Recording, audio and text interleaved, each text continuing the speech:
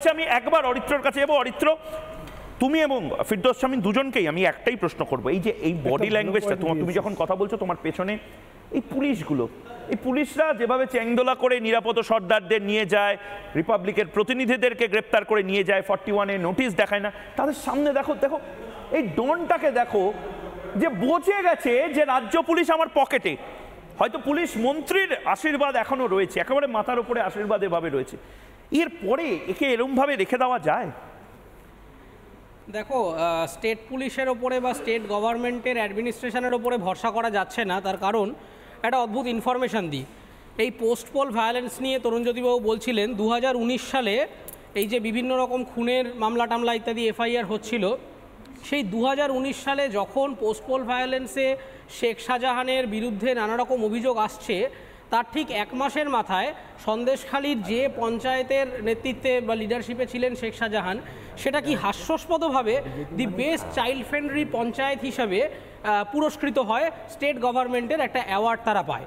তাহলে যে জায়গায় আমরা আজকে দেখছি শিশুদের স্কুলে যেতে দেওয়া হয় না, তাদেরকে জোর করে পড়াশোনা না করিয়ে ক্ষেত খামারে কাজ করানো হয়, তাহলে সেই পঞ্চায়েত কিভাবে চাইল্ড ফ্রেন্ডলি পঞ্চায়েত হতে পারে? এ নিয়ে আমার কোনো রকম আমার এটা জানা নেই, তারা কি অ্যাট্রিবিউটে এটা বিচার করেন। দ্বিতীয় কথা হচ্ছে, চিফ মিনিস্টার একবার লেজিসলেটিভ অ্যাসেম্বলিতে দাঁড়িয়ে বলছেন যে এটা ওকে টার্গেট করা হয়েছে, একবার জনসভায় বলছেন যে এটা নাকি সাজানো ঘটনা। আচ্ছা, যদি সন্দেশখালীতে সবটাই সাজানো ঘটনা হয়ে থাকে, তাহলে রাজ্য সরকার জমি ফেরত দেওয়ার এই যে অভিযানে নেমেছে, কেন জমি ফেরত দিচ্ছে এবং কাকে জমি ফেরত দিচ্ছে? যদি জমি ল্যান্ড গ্র্যাবিং নাই হয়ে থাকে, তাহলে চুপ করে বসে থাকা উচিত। এবং দ্বিতীয় কথাটা হচ্ছে যে আপনাকে একটা জিনিস মাথায় রাখতে হবে, জমি ফেরত দিয়ে রাজ্য সরকার দায় এড়াতে পারে না। তার কারণ অভিযোগটা হচ্ছে খানিকটা এরকম যে জমিগুলোতে নোনা বা লবণাক্ত জল ঢুকিয়ে সেইখানটাকে কিন্তু মাছের ভেড়িতে পরিণত করে দেওয়া হয়েছে। তার মানে জমির উর্বরতা নষ্ট করে দেওয়া হয়েছে। একইভাবে যেভাবে নন্দীগ্রাম সিঙ্গুরের যে জমিটা আজকে অনুর্বর হয়ে পড়ে আছে, এই জমিগুলোও কিন্তু আপনি যদি মানুষকে ফেরত দিয়ে দেন, সেখানে খুব একটা চাষাবাদ করা যাবে না। তখন কিন্তু মানুষ আলটিমেটলি অসহায় হয়ে রইল এবং তারা কিন্তু আলটিমেটলি সরকারের দ্বারস্থ হবে এবং সরকার আবার একটা সামন্ততান্ত্রিক আচরণ নিয়ে নেবে। মুখ্যমন্ত্রী মিথ্যে কথা বলছেন, অ্যাবসলিউটলি মিথ্যে কথা বলছেন। তার কারণ হচ্ছে, এই দেখুন, এই যে সাসপেনশনটার মধ্যে একটা মজার জিনিস আছে।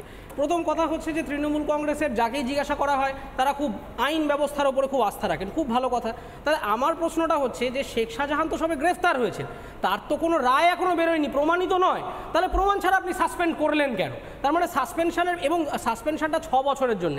আপনি যদি ভালো করে অঙ্ক করে দেখেন, কিছুদিন আগে একজন তৃণমূলের মুখপাত্র বলেছিলেন যে 2030 বা 35 থেকে অভিষেক বন্দ্যোপাধ্যায় তৃণমূলের হাল ধরবেন এবং তিনি ফেস হবেন। তাহলে 6 বছর আজ থেকে হিসেব করে দেখুন, 2030 হচ্ছে। তার মানে কি অভিষেক বন্দ্যোপাধ্যায়ের হাত ধরে আবার এনারা তৃণমূলে ফিরবেন? সেই একটা দরজা খুলে রইল। এইটা একটা কিন্তু রাজনৈতিক প্রশ্ন থেকে যাচ্ছে। এবং স্টেটের ওপরে, স্টেট গভর্নমেন্টের ওপরে বা স্টেটের পুলিশের ওপরে কোনোভাবেই ভরসা রাখা যায় না। আমার মনে হয় যে এই যে হাইকোর্টের জাজমেন্টে বলা হয়েছিল, তার মাঝখানে একটু ফাঁকা খুঁজে বার করে ফেলেছেন জুরিসপ্রুডেন্সে, এবং সেই ফাঁকাটা খুঁজে বার করে স্টেট পুলিশ এখন যেটা করবেন, 2019-এও তাই করেছিল। কিন্তু তুমি মনে করছো ইডি যেটা মনে করছে তথ্য প্রমাণ লোপাট করার একটা সম্ভাবনা থাকতে পারে? শুধু মনে করছি না, 2019-এ এই জিনিস হয়েছে। 2019-এ আবারও বলছি, সিবিআই অ্যাডিশনাল এফিডেভিট সুপ্রিম কোর্টে সাবমিট করেছিল। সেখানে এই আইপিএস রাজীব কুমারের নামে বলা হয়েছে, অভিযোগ করা হয়েছে সরাসরি প্রমাণ সহ, যে তিনি বিভিন্ন ইলেকট্রনিক এভিডেন্স গায়েব করেছেন। তাহলে আজকের অপারেশনও তো লিড দিচ্ছেন সেই একই ব্যক্তিত্ব। তাহলে যার আগে বড় প্রশ্ন, আমি একবার অরিত্রর কাছে যাবো। অরিত্র, তুমি এবং ফিরদৌস শামীম দুজনকেই আমি একটাই প্রশ্ন করব, এই যে এই বডি ল্যাঙ্গুয়েজটা তুমি যখন কথা বলছো, তোমার পেছনে এই পুলিশগুলো, এই পুলিশরা যেভাবে চেংদোলা করে নিরাপদ সর্দারদের নিয়ে যায়, রিপাবলিকের প্রতিনিধিদেরকে গ্রেপ্তার করে নিয়ে যায়, 41-এ নোটিশ দেখায় না, তাদের সামনে দেখো দেখো এই ডনটাকে দেখো, যে বোঝে গেছে যে রাজ্য পুলিশ আমার পকেটে। হয়তো পুলিশ মন্ত্রীর আশীর্বাদ এখনো রয়েছে, একেবারে মাথার উপরে আশীর্বাদ এভাবে রয়েছে, এরপরে একে এরমভাবে রেখে দেওয়া যায়? দেখো, স্টেট পুলিশের ওপরে বা স্টেট গভর্নমেন্টের অ্যাডমিনিস্ট্রেশনের ওপরে ভরসা করা যাচ্ছে না। তার কারণ একটা অদ্ভুত ইনফরমেশান দিই। এই পোস্ট পোল ভায়োলেন্স নিয়ে তরুণজ্যোতিবাবু বলছিলেন 2019 সালে এই যে বিভিন্ন রকম খুনের মামলা টামলা ইত্যাদি এফআইআর হচ্ছিল, সেই 2019 সালে যখন পোস্ট পোল ভায়োলেন্সে শেখ শাহজাহানের বিরুদ্ধে নানা রকম অভিযোগ আসছে, তার ঠিক 1 মাসের মাথায় সন্দেশখালীর যে পঞ্চায়েতের নেতৃত্বে বা লিডারশিপে ছিলেন শেখ শাহজাহান, সেটা কি হাস্যাস্পদভাবে the best child friendly panchayat হিসাবে পুরস্কৃত হয়, স্টেট গভর্নমেন্টের একটা অ্যাওয়ার্ড তারা পায়। তাহলে যে জায়গায় আমরা আজকে দেখছি শিশুদের স্কুলে যেতে দেওয়া হয় না, তাদেরকে জোর করে পড়াশোনা না করিয়ে ক্ষেত খামারে কাজ করানো হয়, তাহলে সেই পঞ্চায়েত কিভাবে চাইল্ড ফ্রেন্ডলি পঞ্চায়েত হতে পারে এ নিয়ে আমার কোনো রকম আমার এটা জানা নেই তারা কি অ্যাট্রিবিউটে এটা বিচার করেন। দ্বিতীয় কথা হচ্ছে, চিফ মিনিস্টার একবার লেজিসলেটিভ অ্যাসেম্বলিতে দাঁড়িয়ে বলছেন যে এটা ওকে টার্গেট করা হয়েছে, একবার জনসভায় বলছেন যে এটা নাকি সাজানো ঘটনা। আচ্ছা, যদি সন্দেশখালীতে সবটাই সাজানো ঘটনা হয়ে থাকে, তাহলে রাজ্য সরকার জমি ফেরত দেওয়ার এই যে অভিযানে নেমেছে, কেন জমি ফেরত দিচ্ছে এবং কাকে জমি ফেরত দিচ্ছে? যদি জমি ল্যান্ড গ্র্যাবিং নাই হয়ে থাকে তাহলে চুপ করে বসে থাকা উচিত।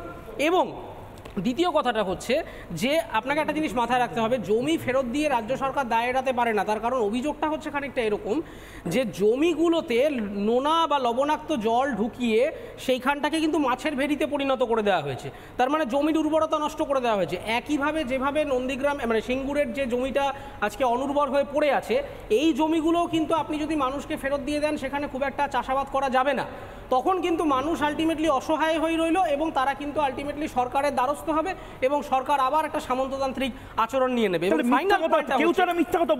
মুখ্যমন্ত্রী মিথ্যে কথা বলছেন, অ্যাবসলিউটলি মিথ্যে কথা বলছেন। তার কারণ হচ্ছে এই দেখুন, এই যে সাসপেনশনটার মধ্যে একটা মজার জিনিস আছে। প্রথম কথা হচ্ছে যে তৃণমূল কংগ্রেসের যাকেই জিজ্ঞাসা করা হয় তারা খুব আইন ব্যবস্থার ওপরে খুব আস্থা রাখেন, খুব ভালো কথা। তাহলে আমার প্রশ্নটা হচ্ছে যে শেখ শাহজাহান তো সবে গ্রেফতার হয়েছেন, তার তো কোনো রায় এখনো বেরোয়নি, প্রমাণিত নয়, তাহলে প্রমাণ ছাড়া আপনি সাসপেন্ড করলেন কেন? তার মানে সাসপেনশনের এবং সাসপেনশনটা 6 বছরের জন্য। আপনি যদি ভালো করে অঙ্ক করে দেখেন, কিছুদিন আগে একজন তৃণমূলের মুখপাত্র বলেছিলেন যে 2030 বা 35 থেকে অভিষেক বন্দ্যোপাধ্যায় তৃণমূলের হাল ধরবেন এবং তিনি ফেস হবেন। তাহলে 6 বছর আজ থেকে হিসেব করে দেখুন 2030 হচ্ছে, তার মানে কি অভিষেক বন্দ্যোপাধ্যায়ের হাত ধরে আবার এনারা তৃণমূলে ফিরবেন? সেই একটা দরজা খুলে রইল। এইটা একটা কিন্তু রাজনৈতিক প্রশ্ন থেকে যাচ্ছে এবং স্টেটের ওপরে, স্টেট গভর্নমেন্টের ওপরে বা স্টেটের পুলিশের ওপরে কোনোভাবেই ভরসা রাখা যায় না। আমার মনে হয় যে এই যে হাইকোর্টের জাজমেন্টে বলা হয়েছিল তার মাঝখানে একটু ফাঁকা খুঁজে বার করে ফেলেছেন জুরিসপ্রুডেন্সে, এবং সেই ফাঁকাটা খুঁজে বার করে স্টেট পুলিশ এখন যেটা করবেন 2019-এও তাই করেছিল। কিন্তু তুমি মনে করছো ইডি যেটা মনে করছে তথ্য প্রমাণ লোপাট করার একটা সম্ভাবনা থাকতে পারে? শুধু মনে করছি না, 2019-এ এই জিনিস হয়েছে। 2019-এ আবারও বলছি, সিবিআই অ্যাডিশনাল এফিডেভিট সুপ্রিম কোর্টে সাবমিট করেছিল, সেখানে এই আইপিএস রাজীব কুমারের নামে বলা হয়েছে, অভিযোগ করা হয়েছে সরাসরি প্রমাণ সহ যে তিনি বিভিন্ন ইলেকট্রনিক এভিডেন্স গায়েব করেছেন। তাহলে আজকের অপারেশনেও তো লিড দিচ্ছেন সেই একই ব্যক্তিত্ব। তাহলে যার আগে এরকম বড় প্রশ্ন